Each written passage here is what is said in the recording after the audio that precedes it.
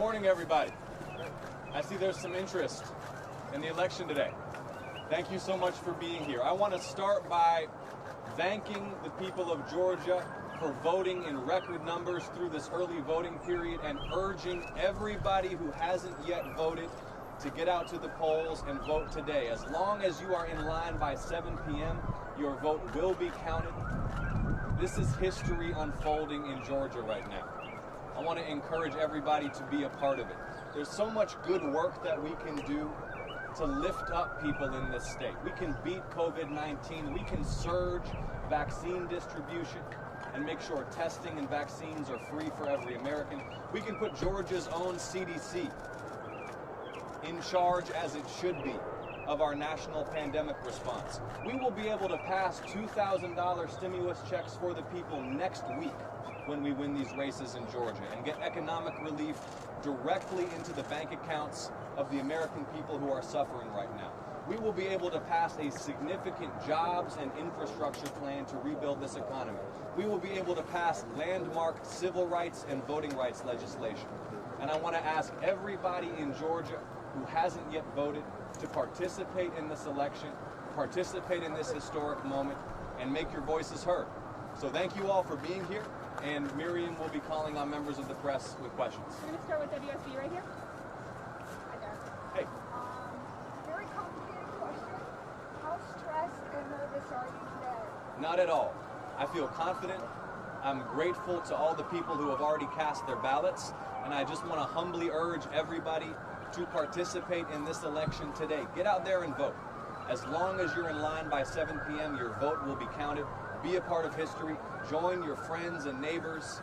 Join your family members, your church communities. Join everybody in Georgia who's making their voices heard today. Thank you. Move over to CNN. Hi, John. How would you characterize Trump's call to Georgia's Secretary of State? Would you say it's illegal, and how would you try to hold him or anybody else engaging in that kind of behavior accountable if elected? It may be illegal. It's certainly improper and disgraceful. It's a direct attack on Georgia voters. It's a direct attack on the democratic process. And y'all, we're in the middle of a crisis where we're losing thousands of Americans per day to COVID-19. Hospital systems and nursing homes buckling under the weight of this outbreak. Millions of people facing eviction or foreclosure. You would not have known that based upon his remarks last night, and he's focused on trying to overturn election results. We need to get economic relief to the people. We need to pass $2,000 stimulus checks for the people. We need to surge vaccine distribution and make testing and vaccines free for every American to beat this virus. Thank you. John, we're surrounded by media, right? And many of the media teams that are here, the media crews, are actually from other countries. What does it say that this many media crews from all around the world showed up here to Georgia to pay attention to what's going on here? It shows how much power Georgia voters have right now. Georgia voters have never had more power than you have today. That's the reason the whole world is watching us in Georgia. That's the reason everybody needs to get out to the polls and make their voices heard. I want Georgia voters to feel that power and to exercise that power to make history and to demand better government at a moment of crisis like this. ABC.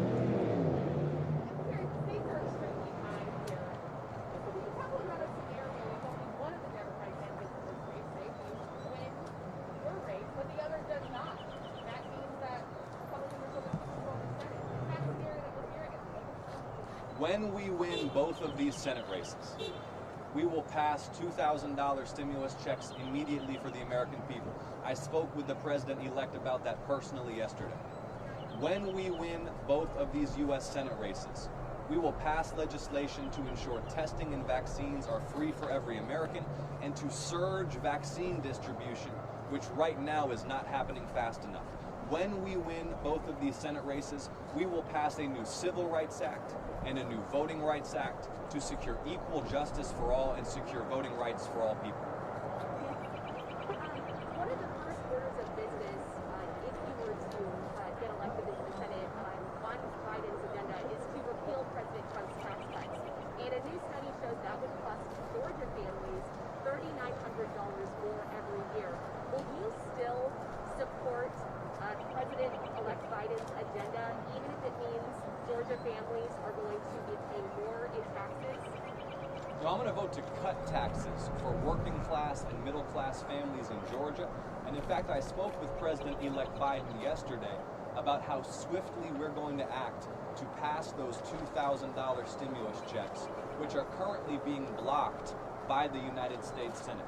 I mean, here we have the American people crying out for economic relief. President Trump demanding passage of these stimulus checks.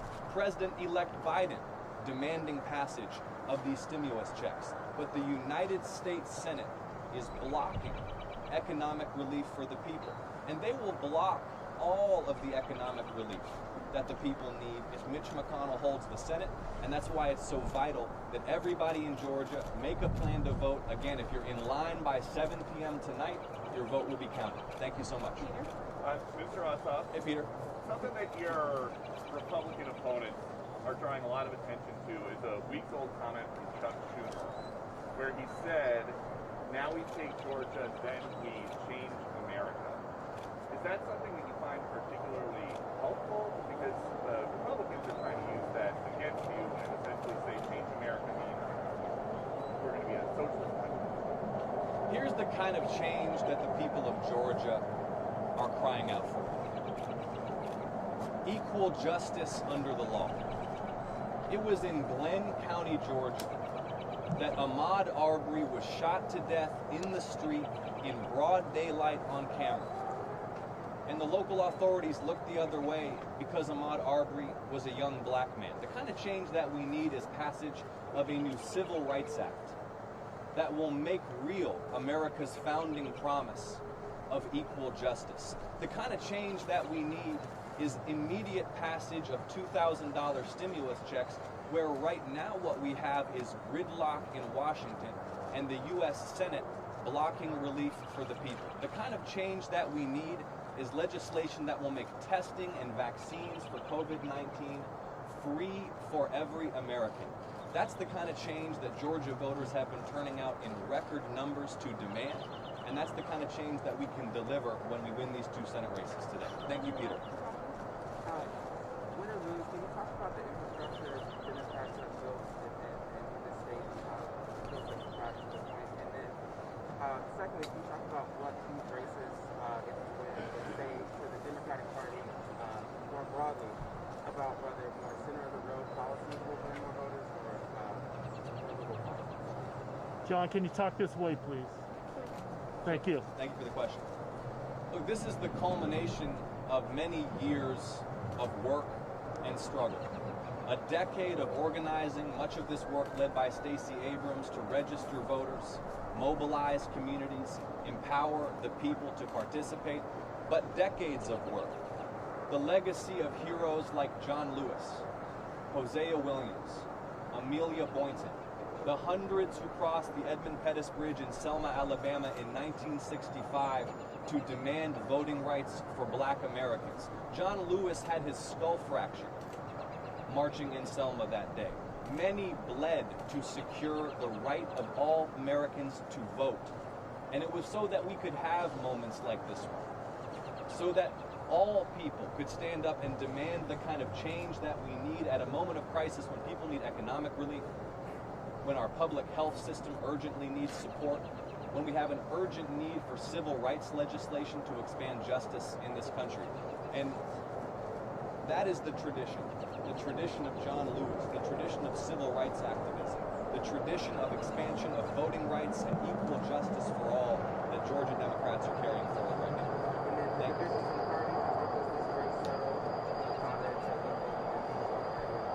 I'm a John Lewis Democrat. I'm a civil rights Democrat.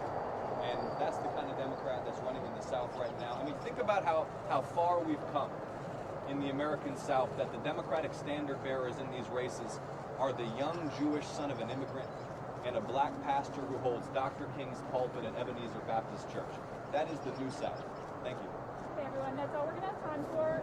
John's going to greet some voters after they vote in the parking lot. Everyone has to stay on the sidewalk while he's out there. We cannot bring the cameras towards voters. So if everyone could really keep your distance, we're so appreciative you were here.